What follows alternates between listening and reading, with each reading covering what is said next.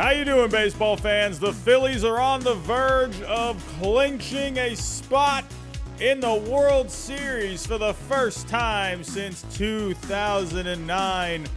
Can the Padres find a way to battle back here late in the ninth? How are we doing, everyone? Hello, hello. We have the game on as we speak. David Robertson is on the mound. Bryce Harper with the home run of his life. My goodness. Postseason drama at its finest. So here we go, everyone. I'm going to share the screen with you. I cannot have the game on. I will get hit with copyrights, but I am here to react to the end of this one. We got a runner on first as of right now. David Robertson already had 16 pitches. He's not exactly crisp out here. The cutter is looking pretty good. He just missed that one. That was a pretty nice looking cutter. I can't stand these fans, right? Just in general, where they're like, "Huh? Well, how was that not a strike?" I mean, it was clearly outside, my guy. Come on. You got to be looking at, game day, and you got to see where the pitch went. It was clearly outside. How are we doing, everyone? Seeing a few people trickle on in. I kind of just jumped on live. I just wanted to react to the end of the game here. And let's see if the Padres here can battle back. The Phillies are on the verge. They're 2 outs away. Ha-Seong Kim, almost hits him. And Ha-Seong Kim has reached base. And the Phillies have a couple runners on. Oh, my. This is not a game over yet. The Phillies, they got Ranger Suarez warming up. Looks like he's ready to go. I will say this. Getting back to the Bryce Harper home run. In my head, I'm thinking, man, it's the 8th inning. You had Suarez come in for a good 7th inning. But then you brought him back out for the 8th. I know that's asking a lot of your closer to come in for a 2-inning save. But, dude, if you got Harper up, oh, my. I mean, my goodness. With how good Harper has been this postseason, I mean, looking at what Harper's been doing, he's hitting .419 in this postseason. I mean, I would have brought in Hader right there. That's your top guy. That's a lefty-lefty matchup. And here you are, down 4-3. So, hoping a few people trickle on in. I'm wondering if maybe the notification didn't get sent out. We're having, I don't know, usually we got a few more people in here to start things off, but I am here to watch the end of the game. If this is the end of the game, we'll have to wait and see. Ranger Suarez is coming in. I think that's the right move. I feel like Robertson, he just looked like he didn't quite have it. If you actually go back here with the Phillies, Dominguez, he had a bit of a rough time there in the 7th. And, man, he was not throwing a lot of strikes. If you go to his pitches here, Dominguez, 19 pitches total. He threw 8 balls. He was not just throwing balls. Like, some of them were really getting away from him. He threw some wild pitches. Runner was able to score. Just kind of recapping the scoring real quick. Phillies got off to the quick start in the 3rd. Another home run from Rhys Hoskins. Juan Soto, another home run in this series, made it 2-1. Josh Bell tied it up in the 7th. And then it was that one of the wild pitches. And Jose Azocar scored, making it 3-2. And then Harper here, man, oh man, what a home run for Harper. Like, that is just nuts, man. And that is where I would have brought in Josh Hader. Like, if I'm playing, MLB The Show or MVP Baseball back in the day, and I know it's the 8th inning, dude, it's a close game. You got a good hitter up. I mean, I don't know. I'm bringing in my top guy out of the bullpen. I know Suarez has been awesome, but, he just went that 1 inning. And to me, I'm going with my top guy. That's just my opinion. Joe Girardi Hader, how you doing, my friend? Welcome. Yeah, Derpy Gaming, that's another thing as well, my friend. It's not a great-looking game there today. Man, the weather, I felt like everywhere on the East Coast, at least yesterday, just was amazing. Like, New York yesterday, wow. Beautiful weather yesterday. Here in Florida, just amazing weather all weekend. It's just been awesome. And but not a great looking day there in Philly. And that's sad, man. You got a lot of ponchos out right now. Sam, the Braves fan, how you doing? Suarez might implode. We'll have to see, man. Suarez, he did look pretty good his last time out. He went those 5 innings, gave up the run. But, hey, Suarez, let's actually pull him up here. I don't think he had any bullpen appearances this year. I think he started every single time. Yeah. So he hasn't come out of the bullpen since 2021. That was when he converted to a starter, and he just went on that ridiculous run. I mean, look at the numbers that he was putting up in 21. A 1.36 ERA, 2.72 FIP. So let's see if Suarez can get this done. But here we go. Trent Grisham is up. Oh, he bunts it. He bunts it. Whoa. I don't know if I like that. I don't know if I like that move. You bunted? You bunted with an out? You did a sack bunt with an out? I don't like that. Wow. I think that's a horrible move. Dude, you got to be swinging. You had the tying run at second. There's a fly ball. He's there. Castellanos has it, and the Phillies are going to the World Series for the first time since 2009. What an improbable run. You knocked off the Braves. You knocked off the team that knocked off the Dodgers. You fired your manager in season. You went to Rob Thompson. And what a run for the Philadelphia Phillies. And they're going to the World Series, their 8th pennant in team history. First time since 2009. Dave Dombrowski once again is going to the World Series. Dave Dombrowski has to be one of the best executives of all time. My goodness. The Marlins, the Tigers, the Red Sox, and now the Phillies. Dave Dombrowski knows how to win. What a run for the Phillies. Who picked the Phillies to get to the World Series except for Phillies fans? Tell me someone. Tell me anyone. Please. Is there anyone out there that picked the Phillies to get to the World Series? I'm sure there's one at least. No one picked this Phillies team. Everyone was going Atlanta Braves. Dude, I picked the Cardinals to beat the Phillies in the wild card round. My goodness. What a wow. That call for the sack bunt? Listen, that's not how you go out. You really went out like that? You laid down a sack bunt with an out in the 9th with the tying run on second base? What are you doing? What an idiotic call. I mean, I'm not an expert by any means, but if you're going to bunt, that is not the time to bunt. What are we doing? I'm stunned. Looks like we got a little lag, everyone. I apologize. I'm not sure. I know it looks like we're good now. We're good now. My YouTube app, my YouTube app the last couple of days has just been killing me. There we go. Here we go. I can't believe it. I am shocked.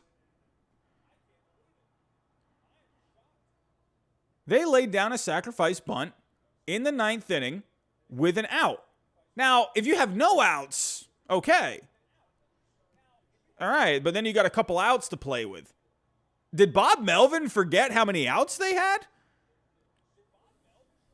Don't tell me Bob Melvin forgot how many outs they had. Please. Who made that call? Was that Bob Melvin or did Trent Grisham do that? Who did that? I need to know who called for the sack bunt. That is awful. Teams don't bunt a lot these days anymore just because you're because they don't want to be giving away outs. Now, I'm all about laying down a bunt here and there. I think sometimes that could be a great move. But you laid down a sacrifice bunt with, I'm sorry. I mean, I know, like, sometimes it can work out, but you had one out, and you had Austin Nola coming up. You had Austin Nola coming up, your number 9 hitter. Dude, Grisham has been hitting some home runs this postseason. I know he hasn't really been able to do anything in this series all that much. But you have to have Grisham swing. You can't lay down a sac bunt for your number 9 hitter. That's a horrible decision. I mean, sure, maybe if you got Soto coming up or Machado, but you laid down a sac bunt for Austin Nola? Wow. But congratulations to the Philadelphia Phillies. They are moving on to the World Series. A improbable run here for the Phillies. Rhys Hoskins with a monster series, hitting another home run today. My goodness. How many home runs was that for Hoskins? I think that was his 4th home run of the series, or his 3rd. Harper with another home run. What a moment for Bryce Harper. Wow. Bryce Harper with the home run of his life. Bryce Harper has had no success in the postseason. People are thinking, all right, let's see, go to the Phillies. Maybe he can lead them to the promised lands. And as soon as he left the Washington Nationals, the Nationals go on to win a World Series. And here is Bryce Harper finally having his postseason moment. Wow. That's going to go down as an all-time moment. That's absolutely going to go down as at least a league championship series all-time moment. We just watched something pretty awesome. I really thought the Padres, I thought they had it in the bag. But when I saw Harper coming up, and I'm thinking, okay, they got a runner on here. This is maybe where you go a little bold and you bring in Josh Hader. No, laying down a sacrifice bunt is not the bold move that you do. The bold move that the Padres needed to do was bringing in Josh Hader for a 2-inning save. At least get as much out of him as you can and then have some other guys ready to go. I don't know, man, but congratulations to the Phillies moving on to the World Series. Credit to Ballcap Sports, if you're here, my friend. Credit to Ballcap Sports. He called for the Phillies to win this series. I really thought the Padres, man. I really did. I thought the depth of the Padres was going to be more advantageous in this series. I thought the Padres looked great against the Mets. I thought they looked great against the Dodgers. And then all of a sudden, this Phillies team is just a buzzsaw right now. You can't beat this Phillies team right now. I mean, this is pretty rough.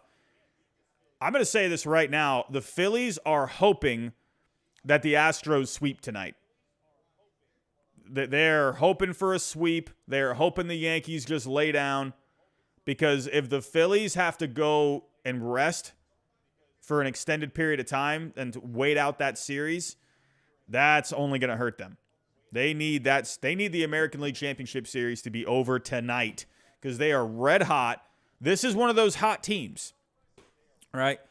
This is one of those hot teams. LT Spears, how you doing, my friend? Giraffe Neck Mark can't call them the 4th place Phillies anymore. Oh, Giraffe Neck Mark is just feeling it right now. Oh, poor Mark. Oh, Mets fans everywhere. You're just feeling it. But you know what? Honestly, let's go take a look at some of the numbers here. I mean, if you're looking at the team stats for all year, listen, everyone, I'm not trying to just sound like I'm smart here. I promise I'm just a potato sitting at my desk. But listen, I'm not surprised that the Phillies have made it this far. I didn't think they would get this far. I thought the defense was so bad this year for the Phillies. I just thought when it comes to postseason baseball, there's going to be some mishaps. You know, other teams would do a better job at getting the routine plays done. And the Phillies, I thought, I don't know. I thought I saw a good team, but I wasn't sure if they would be able to do it. I thought maybe this team would make some mistakes. But taking a look at the Phillies, though, when you're looking at the numbers, when you're looking at the offense for the entire year, the Phillies had the 8th best offense all year. If you take a look at the starting pitching, they ranked 4th overall in starting pitching this year, a 3.98 ERA, but a very good FIP, 3.60, and a good xFIP of 3.70. They also did a good job at keeping the ball in the yard. And then when you look at the bullpen, the Phillies bullpen this year was rather good. Actually, hold on a second. I take that back. The starting pitching ranked 2nd overall this year. Sorry, I was looking at both the starting and the relief pitching. The Phillies starting pitching was 2nd overall, a 3.80 ERA, a 3.54 FIP, and xFIP. When you're looking at the relief pitching, they had a top 10 bullpen, 9th overall. The ERA didn't look all that great, but the FIP of a 3.71, that's pretty solid. The walks were a little high this year, but also let's take into account here. Let's just look at the second half for the Phillies. Okay? So, the Phillies were way better after Joe Girardi left. So let's look at the second half stats. Overall, the Phillies had the 6th best offense in the second half. They had the 3rd best starting pitching, so right around the same. And the bullpen was still 9th overall in the second half. That ERA was really bad, a 5.10, but the FIP was a 3.64. This is why FIP is such an important statistic, because it's more of a projection, right? It pretty much was foreshadowing how this Phillies bullpen was going to perform in this postseason. Or at least it gave you some kind of a sign of what they could do, because they were better than what the ERA suggested. The reason they had a much lower FIP than the ERA was because of a bad defense. All right. So that's where I was a little worried about this Phillies team coming in, but they figured it out. They beat a pretty good team with the Cardinals. That was the team that I picked to get to the World Series. I thought the Cardinals come up with some magic. I thought they would have enough starting pitching to get it done, but their offense just went ice cold. They got nothing from their offense, which didn't surprise me either when I saw it in hindsight, because the only offense they were getting for like the past month was Albert Pujols. No one else was really hitting. Goldschmidt, Arenado went cold. They weren't getting anything done with the offense. So the Phillies' good pitching completely handled the Cardinals' offense. So then you move on to the Atlanta Braves. Now, the Braves, that was shocking to me, because the Braves obviously were a good team coming in. They had just won the division basically the final week of the season, and that was a good team. However, when it came to the starting pitching matchups, I liked the Phillies better than the Braves. Don't get me wrong. I liked Max Fried. I liked Kyle Wright. I always like when Charlie Morton can step up in a big game. But, dude, Aaron Nola and Zach Wheeler were just on fire this postseason. They were really good all year. And that just goes to show, when it comes to the postseason, if you got at least 2 guys that are on top of their game in your rotation, you have a chance to win any series, because those guys can carry you. If you take a look here, Aaron Nola led Major League Baseball this year in Fangraph WAR. He was the number 1 pitcher according to Fangraphs this year. If you take a look at Zach Wheeler, where was Zach Wheeler? Zach Wheeler, where are you, my friend? Where is Zach Wheeler? Did I miss him? I don't know where Zach Wheeler is. Hold on a second. Let's pull up Zach Wheeler.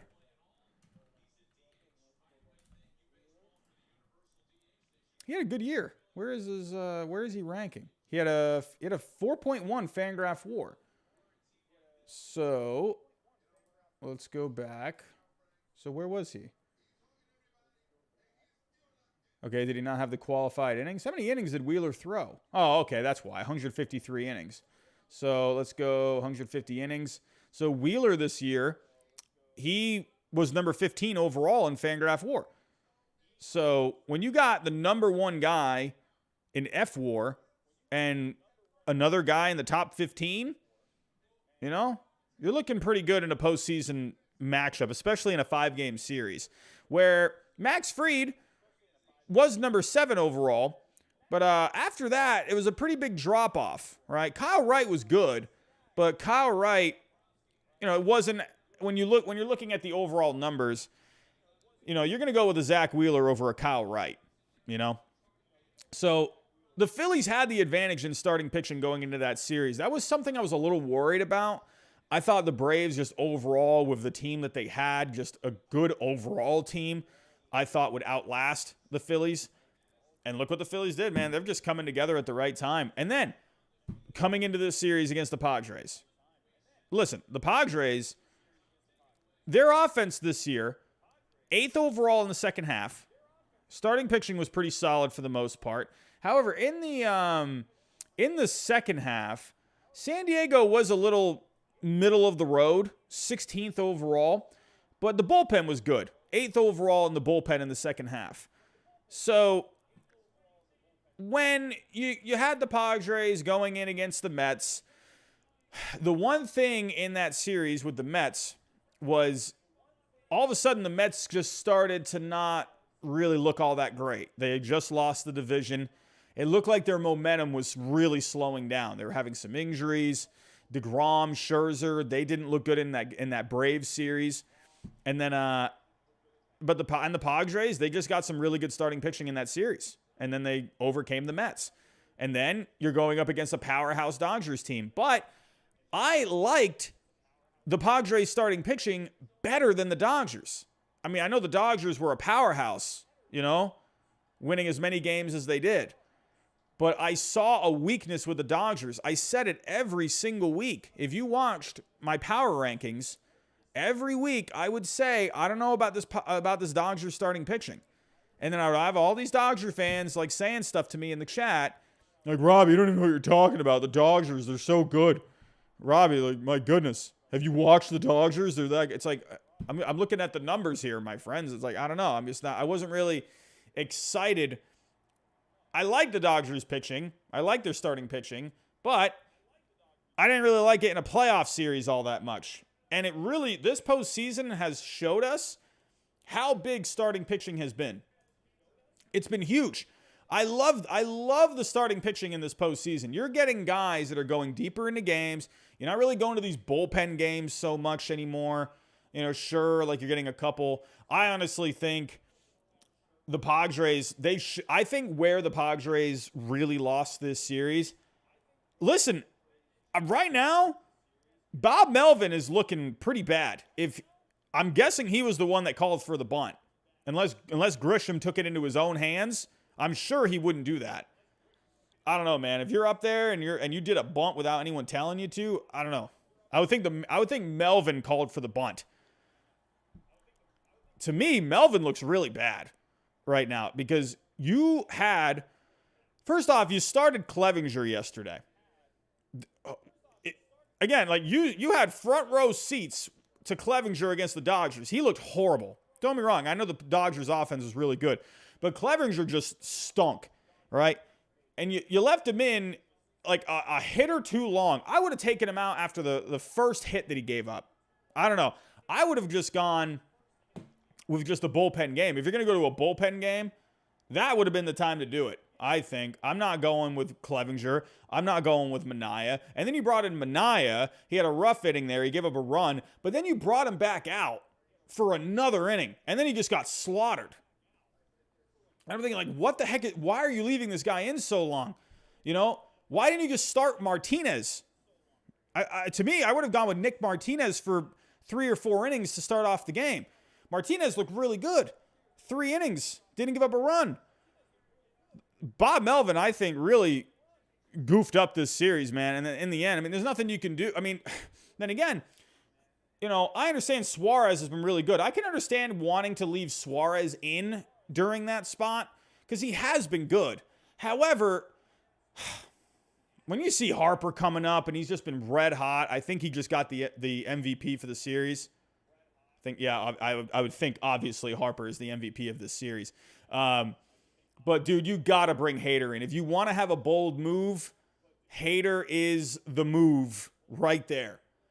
Not laying down sacrifice bunts with 1 out in the 9th inning and get the tying run on second base.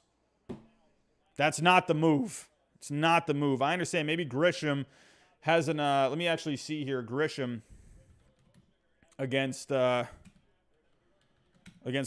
Let's see how he's done against the lefties this year.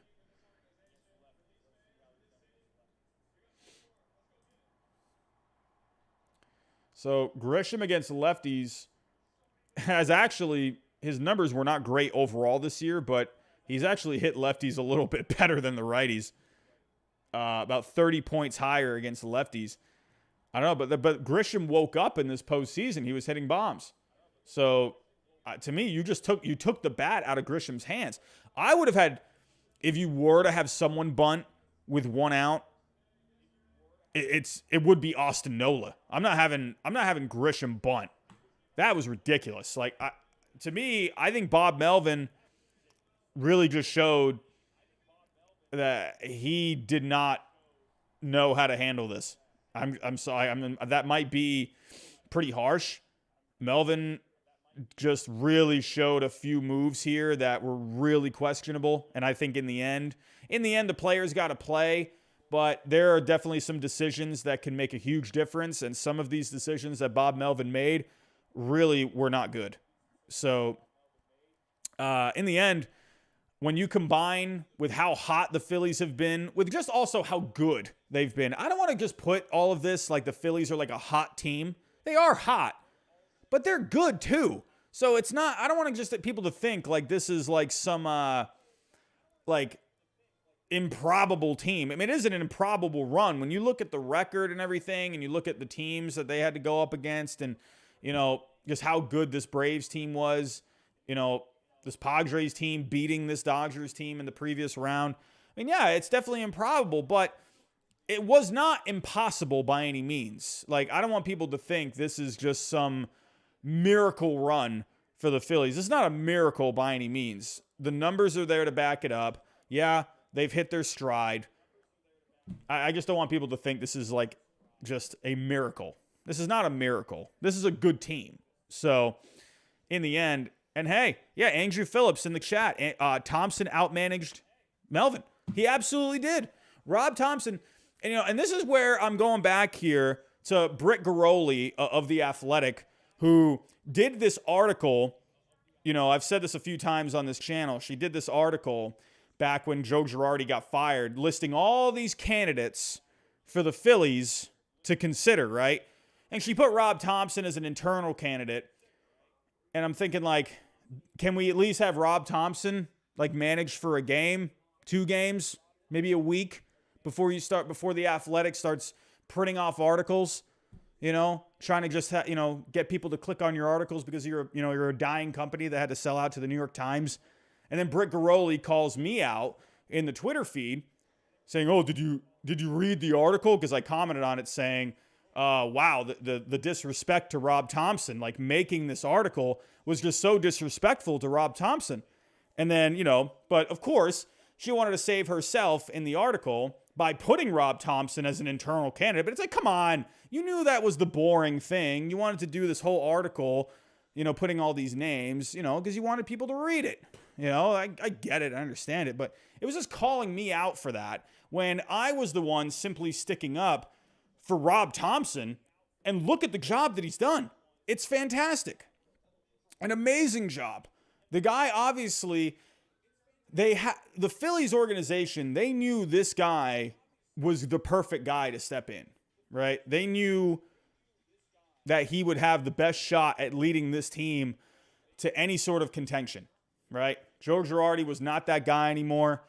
He wasn't vibing with the club. They saw Rob Thompson as a guy that could connect with these players, right? And look what happened with the Phillies. They got off to the red hot start with Rob Thompson.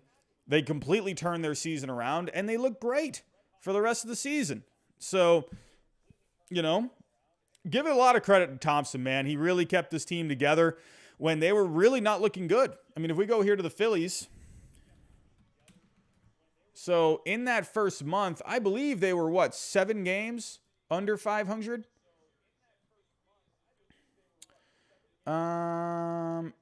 Yeah, so they were 21-29. They were 8 games under 500. So, yeah, they were in bad shape. They were not looking good. But look at the month of June that they had. 19-8. July, 15-10. August, 18-11. Then people started getting a little worried about the Phillies in September because they went 11-14 in that final month. So that was where people were starting to get a little concerned. But they got the clinch, and here they are. First time since 2009 getting to the World Series. You got to love it. The last time they were in the World Series, they went up against the New York Yankees, losing in 6 games. That was a good Phillies team that year.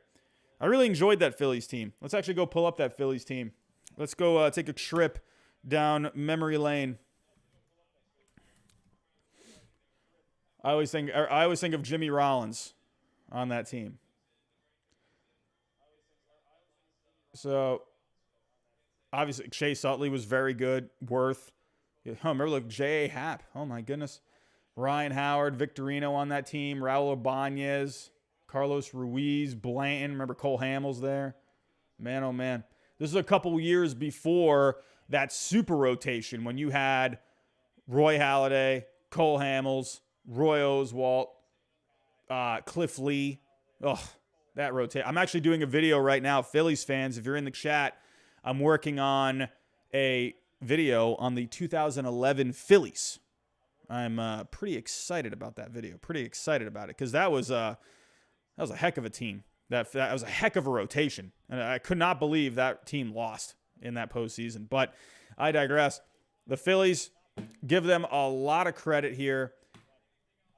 They've been just playing great baseball. And in the end, for the Padres, I think the Padres were good. The Phillies were just that much better. Wrong time, wrong place for the Padres. I think this Padres team is good.